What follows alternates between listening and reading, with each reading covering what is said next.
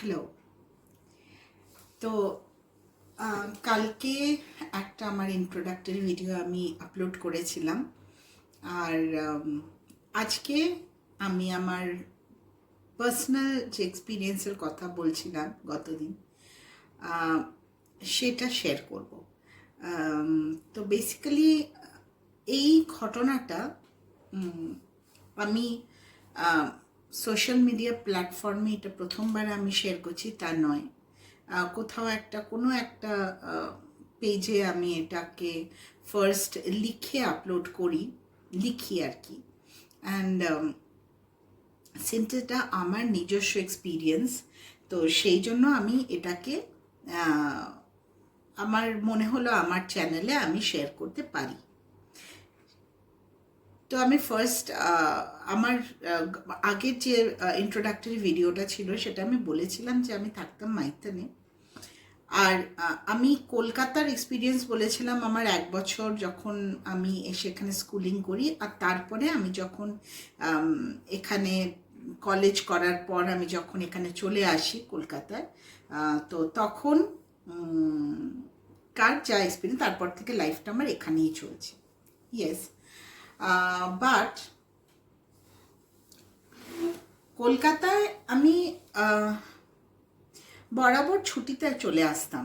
তার কারণ হচ্ছে যে আমি বেসিক্যালি আমার ঠাকুমা আর আমার যে ঠাকুরদা ছিলেন, তাদের আমি বলতে পারেন অ্যাপল অফ দ্যার আই ছিলাম। তার রিজনটা কেন ছিলাম, বিকজ আমার বাড়িতে আমাদের ঘোষাজরা, আমরা বিয়ের আগে আমি ঘোষাজরা ছিলাম। তো ঘোষাজরা ফ্যামিলিতে খুব কম সংখ্যক মানে বেশিরভাগই ছেলে, মানে আমার বাবারা 3 ভাই, তাদের কোনো বোন ছিল না।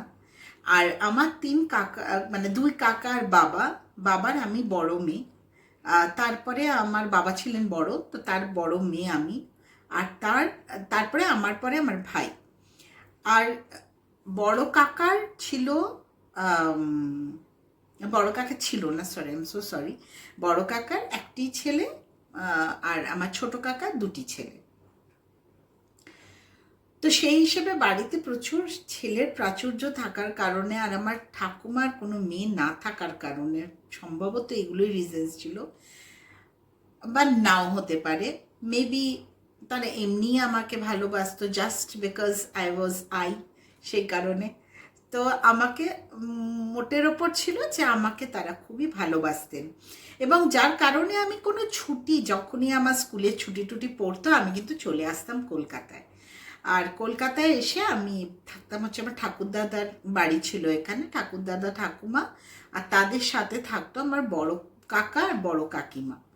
আর বাকি আমার বাবা তো ছিলেন মাইথনে, আর ছোট কাকারা থাকতেন, তারা বিভিন্ন জায়গায় থেকেছেন, ওয়ার্ল্ডের নানা রকম জায়গায়। লাস্টে এখন ওনারা দিল্লিতে আছেন, এনিওয়ে সেটা আলাদা ব্যাপার। বাট আমার বড় কাকা, বড় কাকিমা, ঠাকুমা, দাদু আর আমার বড় কাকার ছেলে। তো এবার আমি যখনই ছুটি পেতাম এই বাড়িতে চলে আসতাম, ফাইন। এবার একবার কি হলো, ক্লাস 10, তখন আমি সম্ভবত, আমি 10-এর পরীক্ষাটা দিয়েছি। 10-এর পরীক্ষা প্রতি বছর ছুটির পর যেমন চলে আসতাম, 10-এর পরীক্ষা দেওয়ার পর তো অবভিয়াসলি আসবো, কারণ তখন তো স্কুলিংটা শেষ। আর স্কুল শেষ হওয়া মানে মানে ছুটি, মানে একটা বড় ছুটি আর কি। তো ন্যাচারালি আমিও আমার চলে এসেছি এখানে কলকাতায়। আর এখানে কলকাতায় যেহেতু আমি প্রতি ছুটিতে চলে আসতাম, সে যে কোনো ছুটি হোক আমি যেহেতু চলে আসতাম, সেটা সামার হোক, উইন্টার হোক, মানে পুজো হোক, যে কোনো ছুটি পেতাম আমি চলে আসতাম এখানে কলকাতায়। এখানে আমার প্রচুর বন্ধু বান্ধব, একটা মানে বড় মানে ফ্রেন্ড সার্কেল ছিল। তো তাদের মধ্যে একজন ফ্রেন্ড ছিল, সে আমাকে ওই যখন আমি 10th-এর পরীক্ষা দিয়ে যখন আমি এখানে ছুটিতে এসেছি, তখনও রেজাল্ট বেরোয়নি, তো এসছি, তখন ও একবার আমাদেরকে বলল, সব বন্ধুদেরই বলল যে জানিস তো আমি প্ল্যানচেট করেছি। ইয়েস, আমি আজকে প্ল্যানচেটের গল্প বলবো, যেটা আমার লাইফে আমি করেছি, এবং মাই এক্সপিরিয়েন্স অ্যাবাউট ইট। তো তো বললো যে আমি এরকম প্ল্যানচেট করেছি, জানিস প্ল্যানচেট করা যায়, আমি তার রুলস গুলো তোদেরকে বলতে পারি। তো সে তো খুব মানে সেইটা তো একটা হট টপিক। এবার আমরা বসে সেসবগুলো শুনছি ওর কাছে। ও আমাদেরকে বলল কি করে প্ল্যানচেট করতে হয়, তার ডিটেলস আমি না হয় নাই দিলাম। কিন্তু আমাকে বললো যে এই করতে হয়, এভাবে আঁকতে হয়, এই লিখতে হয় করে, আর এই জিনিস ইউজ করতে হয়, এইগুলো করে এরকম একটা অ্যাম্বিয়েন্স ক্রিয়েট করতে হয়, অন্ধকার ঘর, মোমবাতি অ্যান্ড অল, ওগুলো নিয়ে যেমন জেনারেলি করা হয়, যে যে জানে সেটা তো জানি। তো বলল, এবার আমার মাথায় না ব্যাপারটা ভীষণ মানে ইট ওয়াজ এ ভেরি ইন্টারেস্টিং টপিক, আর আমার মাথায় একদম ঢুকে গেল ব্যাপারটা। তো আমি তখন কি করলাম, ঠিক করলাম যে এটাকে তো ট্রাই করতে হবে। এবার আমি দু একবার আমার ঠাকুর দাদাকে গিয়ে বললাম, আমি ঠাকুর দাদাকে দাদাই বলে ডাকতাম, দাদাই, বাবাই, কাকাই বলতাম ছোটবেলা থেকে, ওটাই আমি জানি না কেন, কিভাবে শিখেছিলাম, কিভাবে বলতাম জানি না, এখনো অনেকেই বলে, বাট আমি ফার্স্টে এই কথাগুলো খুব বলতাম, দাদাই, বাবাই, কাকাই এনন। তো দাদাই কাছে গিয়ে দু একবার বলার চেষ্টা করলাম যে দাদাই এরকম একটা শুনেছি। তো দাদাই আমাকে ধমকে টমকে দিল যে না এইসব করবে না তুমি। তারপরে অ্যাজ ইট ইজ ওখানে থাকা টেনিয়র শেষ হলো, আমি ফিরে আসলাম মাইতানে। আমার মা কিন্তু খুব মানে কি বলবো, খুব স্পোর্টিং এইসব ব্যাপারে আর কি। তো আমার ভাই, আমি আর আমার মা মিলে এক্সপেরিমেন্ট করলাম যে চলো সত্যি সত্যি হয় কিনা, এটা দেখতেই হবে। তো কি করব, এবার সমস্ত জিনিসপত্র, বাবাকে ভীষণ ভয় পেতাম, বাবা ভীষণ রাগী ছিলেন, মানে রাশবাড়ির লোক ছিলেন। এবার উনি যখন অফিস চলে যান, ওনার প্রায় আমি যেমন বললাম যে উনি যে পজিশনে কাজ করতেন, ওনাকে মাঝে মাঝেই রাত্রিবেলাতে নাইট শিফট করতে হতো, ওনাদের শিফটিংয়ের ডিউটি থাকতো মাঝে মাঝে।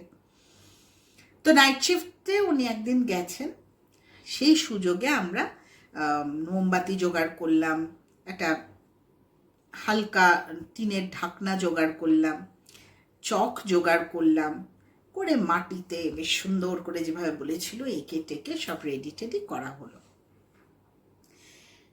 করে এবার আমি, মা আর ভাই, তিনজন, বেজোড় তিনজন। তো তিনজনে মিলে এবার আঙুল রাখলাম, সবাই বলেছিল, বলেছিল আমাকে, আমার বান্ধবী, যে এরকম এইভাবে করতে হয়, দিস ইজ দ্য প্রসিজিওর, এভাবে ডাকতে হয়। তা আমরা প্রসিজিওর শুরু করলাম। খানিক পরে মানে পুরো ঘর অন্ধকার, একটা লাইট মোমবাতি জ্বলছে, দ্য অ্যাম্বিয়েন্স ওয়াজ প্র্যাকটিক্যালি ভীষণ ভৌতিক একটা অ্যাম্বিয়েন্স তৈরি হয়েছে, ভয় ভয়ও করছে, ভয়ের থেকেও বেশি না মানে খুব একটা ইন্টারেস্টিং লাগছে, খুব একটা এক্সাইটিং লাগছে, খুব একটা থ্রিলিং লাগছে ব্যাপারটা। তো আমরা স্টার্ট করলাম, নিয়ে চোখ বন্ধ করে সবাই মিলে চিন্তা ভাবনা করতে শুরু করলাম। তো সেদিন আমরা ঠিক করেছিলাম যে আমার নানিকে ডাকবো, মানে আমার মায়ের মা, উনি বহুদিন আগে মারা গেছেন, মানে আমি যখন ক্লাস 4-এ পড়তাম তখন মারা গেছে। তো এবার আমরা ডাকতে শুরু করলাম, রাখতে রাখতে হঠাৎ ওই টিনের কৌটোটা নড়তে শুরু করলো, মানে বেশ সুন্দর একটা মানে যখন এই ধরনের জিনিস হয়, মানে এই ধরনের যে আকর্ষণের টানটা সেটা একটা অন্যরকমই হয়, মানে মুভমেন্টটা এরকম স্মুথ হয় না, মুভমেন্টটা এই এরকম এরকম এরকম করে মুভ করতে থাকে, ঠিক আছে।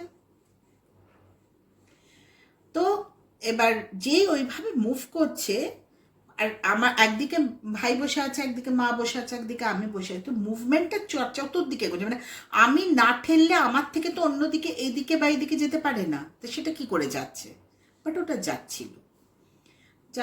এবার খানিক পরে আমি প্রশ্ন করতে শুরু করেছি যে তুমি কি এসেছো, তুমি কি আমার নানি, তোমার নামের অদ্যাক্ষর কি দিয়ে শুরু, এরকম বিভিন্ন প্রশ্ন, মানে কিছু ইজি প্রশ্ন, কিছু ডিফিকাল্ট প্রশ্ন, যেমন আমি কীরকম রেজাল্ট করব, আমার ফার্স্ট ডিভিশন হবে কি না, এই ধরনের আর কি কিছু জিনিস আমি জিজ্ঞেস করেছিলাম, যা হয় ওই বয়সে আর ওই পরিস্থিতিতে। তো জিজ্ঞেস করার পর উত্তর দিয়েছে। হঠাৎ আমার মাথায় স্ট্রাইক করেছে যে আমি একটু জিজ্ঞেস করি যে যে না মানে ওনার নাম, আর একটা প্রশ্ন জিজ্ঞেস করেছিলাম যে আচ্ছা তোমার নাম আর তোমার হাজব্যান্ডের নামের অদ্যাক্ষর কি সেম, মানে সেম অক্ষর দিয়ে শুরু? তো স্যাট করে চলে গেল নোতে। এবার আমি না প্রচণ্ড অবাক হয়ে গেছি, তার কারণ আমার মাথায় তখন চলছিল যে ওনার ওনার নাম ছিল কবিতা আর আমার নানার নাম ছিল কাবুল।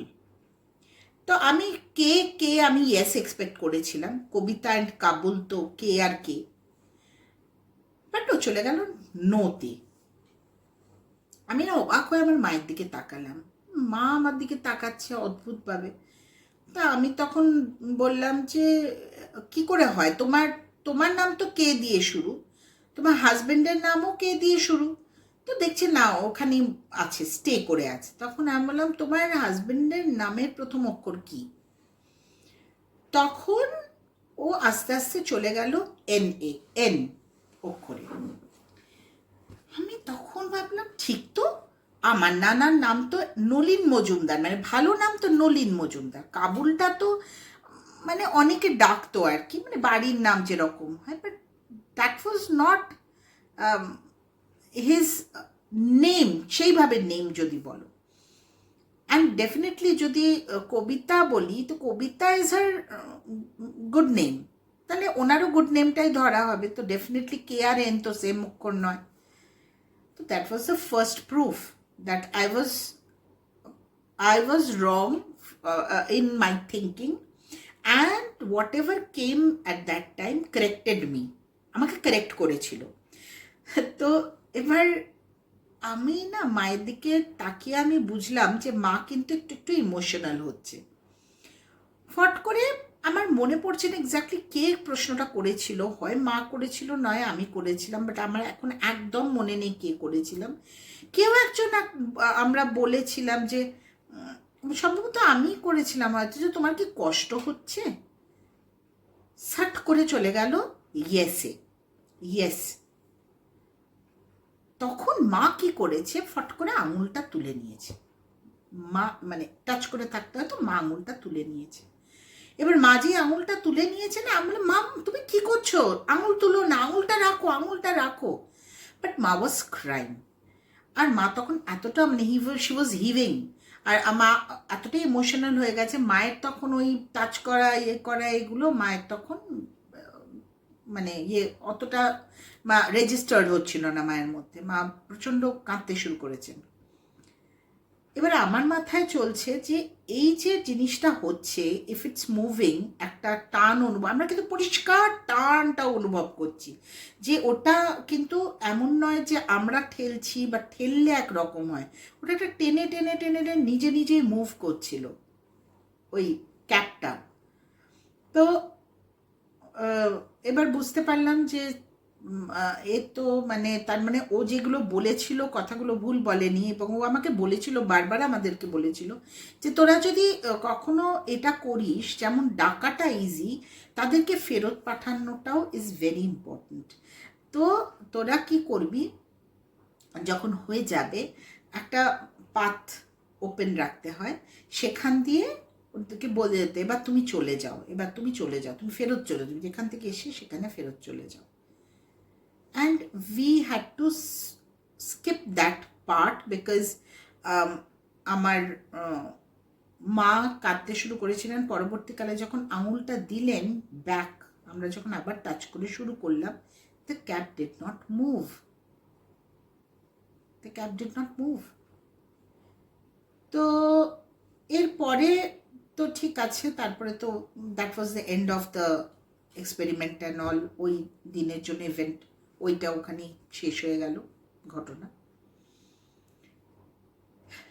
এরপর যেটা হলো যে আমার নানার বাড়িতে আমি তখন, আমার বিয়ে হয়ে গেছে, আর আমরা না নানা রকম গল্প শুনতাম, অনেকের কাছেই শুনেছি, বাট এখন অনেকে কেউ মানুক না মানুক, কেউ ইয়ে করুক, বাট এটা শুনেছিলাম যে ওখানে নানা রকম প্যারানর্মাল হ্যাপেনিংস লোকেরা কিন্তু ফিল করছে। অ্যান্ড সামহাও আমি নিজেকে এই জায়গাটা একটু একটু দোষী মনে করতাম যে I shouldn't have done that. ওই বয়সে একটা এক্সপেরিমেন্ট করার বসে আমি যেটা করেছিলাম হয়তো সেটা ঠিক ছিল না।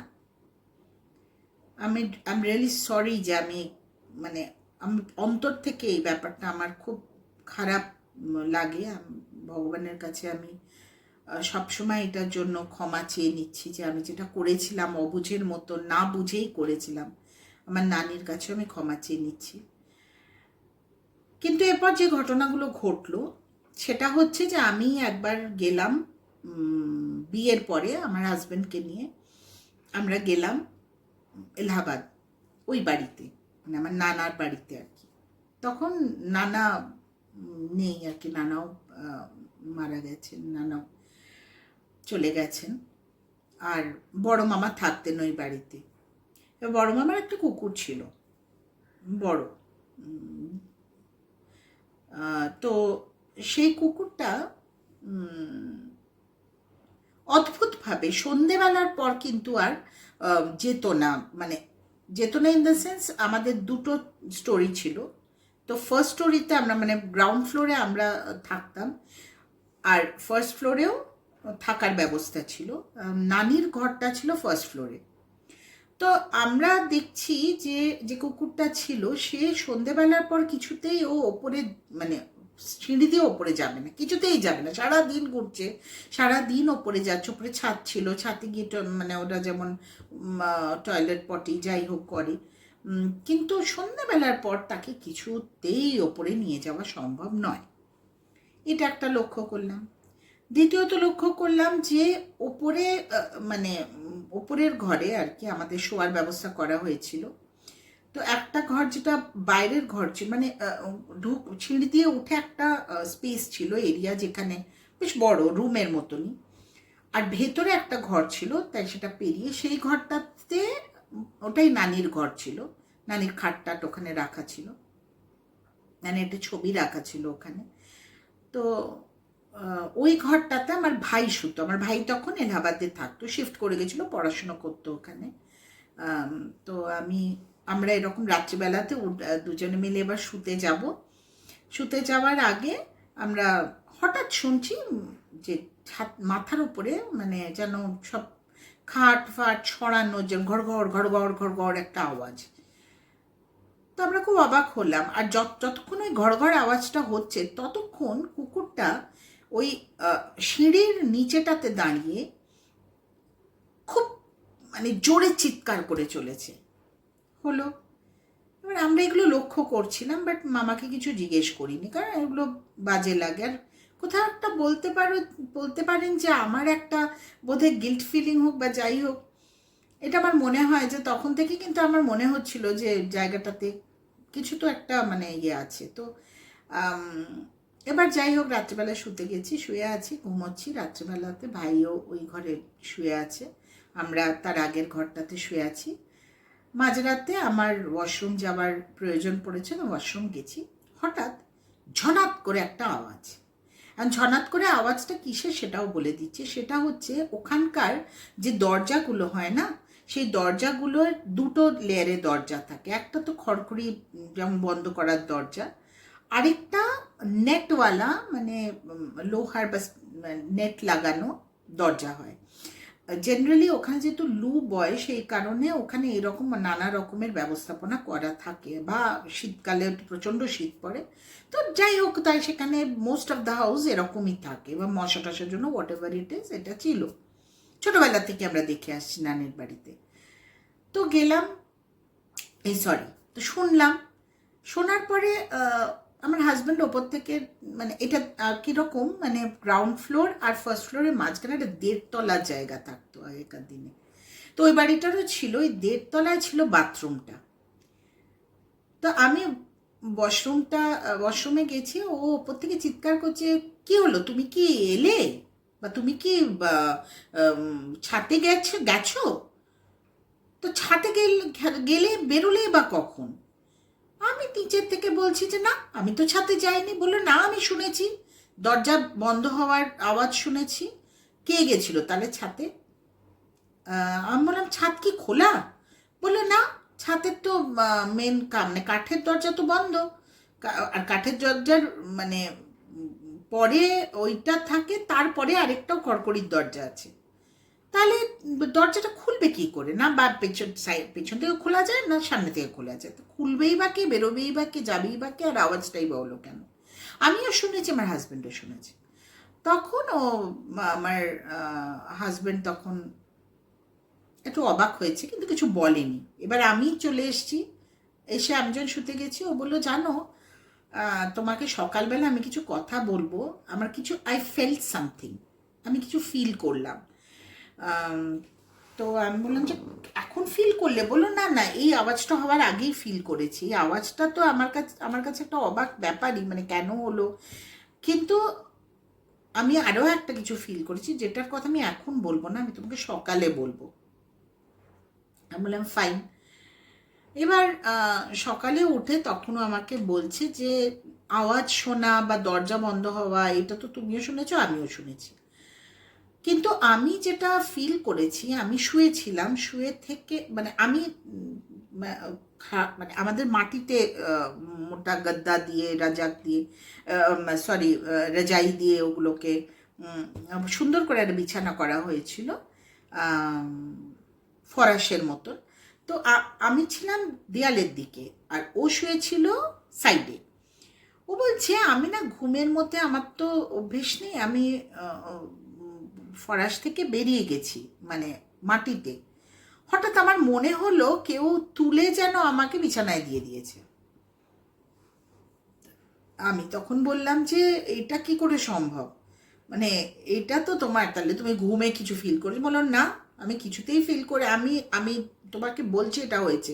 আচ্ছা সেটা যদি না আমি ঘুমেও করেছি, এই আওয়াজটা কি করে? ওটা তো তুমিও শুনেছো, আমিও শুনেছি, তাহলে কি করে ওটা হলো বলো তুমি আমাকে। হতে পারে। তো আমি সকালবেলা হতে আমি আমার ভাইকে জিজ্ঞেস করলাম যে আচ্ছা, তুই কি কিছু ফিল করিস, মানে তুই তো এখানে থাকিস, তুই কি কিছু ফিল করিস?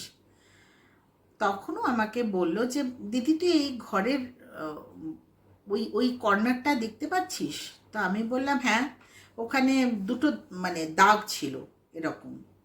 তো বললো যে জানিস ওখানে ঠাকুরের একটা ইয়ে ছিল, ঠাকুরের একটা ছবিওয়ালা ক্যালেন্ডার ছিল ওখানে, ওটা আমি রাখতে পারলাম না রে, যতবার রাখি হাওয়া নেই, কিছু নেই, শুধু নড়ে নড়ে নড়ে নড়ে পড়ে যায়।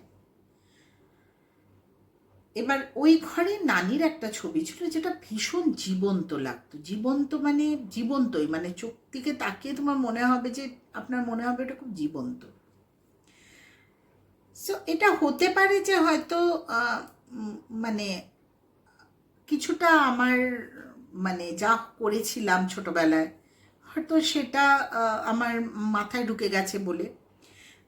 কিন্তু প্রশ্ন হচ্ছে যে তাহলে আমার ভাই ভাইয়ের এক্সপিরিয়েন্স, আমার হাজব্যান্ডের এক্সপিরিয়েন্স, আমাদের বাড়িতে মানে আমার নানির বাড়িতে, আমার নানা যখন অসুস্থ ছিল অনেকেই আসতো নানার দেখভাল করতে, তারা যে এক্সপিরিয়েন্স করেছে, তারাও নানা রকম প্যারানর্মাল এক্সপিরিয়েন্সেস তাদের রয়েছে। রাত্রিবেলা দরজা ধমধম করা, যেন আমায় খুলে দাও, ঢুকতে দাও, তোমরা আমাকে ঢুকতে দিচ্ছ না কেন, এরকম একটা ব্যাপার।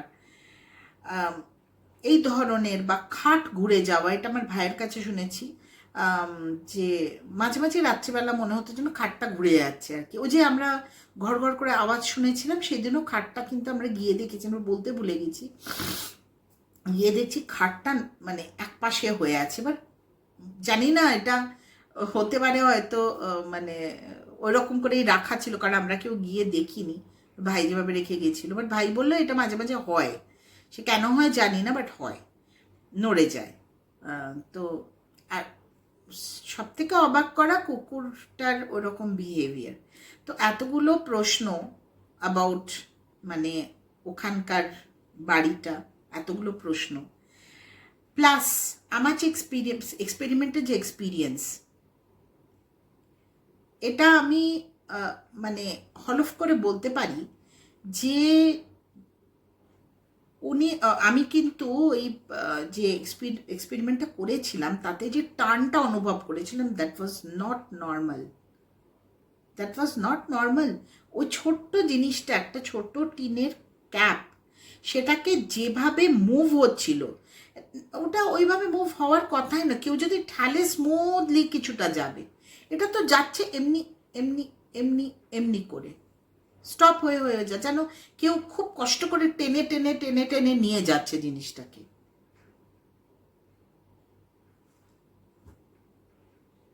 But that was it, that was the first experience, paranormal experience আমার লাইফের।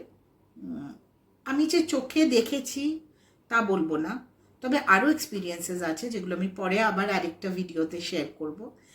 এইটা আমার লাইফের একটা মারাত্মক এক্সপিরিয়েন্স এবং হার্ট ব্রেকিং। কেন কি, যেটা আমার ছোটোবেলায় একটা এক্সপেরিমেন্ট করতে গিয়ে আমি এখন বুঝি যে অন্যায়টা করেছিলাম, এটা একটা অন্যায়, এবং তার মানে জন্য যদি কারোর খারাপ হয়ে থাকে, ক্ষতি হয়ে থাকে, কোনো সোল কষ্ট পেয়ে থাকে, তো সেটা ওয়াজ নট গুড।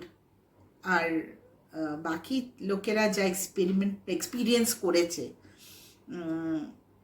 সেটার জন্য খানিকটা হলে, যাই হোক, এই হচ্ছে ব্যাপার। তো এটা আমি আমার লাইফের এক্সপিরিয়েন্সটা আমি শেয়ার করলাম। বিশ্বাস অবিশ্বাস পার্সোনাল ব্যাপার, বাট আমার এক্সপিরিয়েন্স তো আমার experience, it's something that I have perceived through my eyes. Bye, see you. আর আরেকটা ভিডিও নিয়ে আসবো যেখানে আমি আরও কিছু এক্সপিরিয়েন্সেস শেয়ার করব। So bye for now.